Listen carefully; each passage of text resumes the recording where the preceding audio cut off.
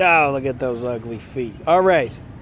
What we're going to do is we're going to take advantage of reciprocal inhibition, right? The trick is, in order to repair your tissues down here, right, you need to get this to relax. These muscles have to relax so that these tissues here, right, tendons, fascia under there, these things need to get a break from the chronic tension they're under, especially at night when your body repairs itself or attempts to.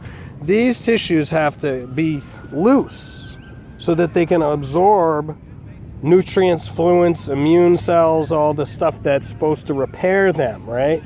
Now, if your calf muscles are always tight, right, then this line is always under tension and it cannot repair itself, all right? So we have to get this stuff to relax. I said relax. It doesn't mean stretch the shit out of it. I said we have to get it to relax.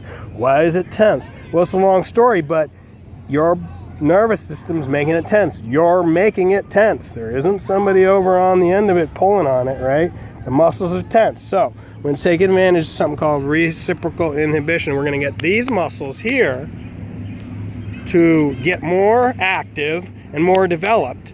And as we do that, especially over time, the signal is going to be more coming to these, and that signal then creates inhibition of these signals that make these tense. So we're going to try to get these ones to turn off by turning on these ones.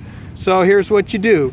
Basically, if you're really new to this, you might just sit there and go like this.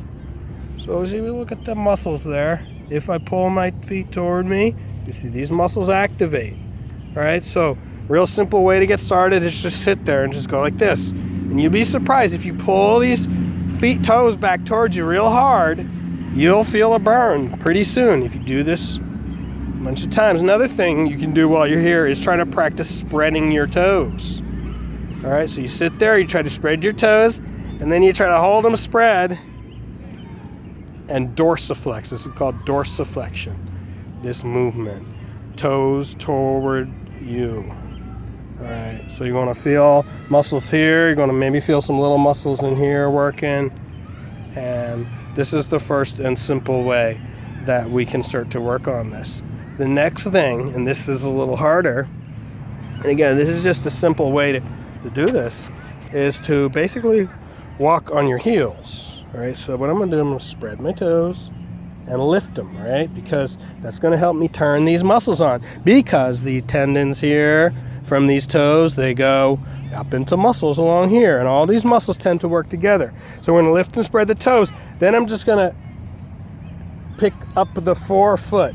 So now I'm just walking on my heels. Well, and it's hard to balance, right? So I'm not going to try to stand still. I'm just going to kind of like in place, maybe just go side to side, or maybe I'll walk a little bit. But I'm going to try to keep those toes spread. And then also I'm going to try to keep my knees slightly bent here. I want to keep my knees soft, because your tendency when you try to lift up the forefoot is to just lock your knees out and go kind of like peg leg like this, right? Try to fight that tendency. Try to get the knees to bend a little bit. And you're going to soon feel a pretty good burn in these muscles, like I said. So do this all the time, all day long, and you want to do it as long as possible. So you kind of just stand here and just pace a little bit, or just stand in one place, just look like a freak, and get a good burn in the front, the anterior compartment of the lower leg there, the front part of the lower leg.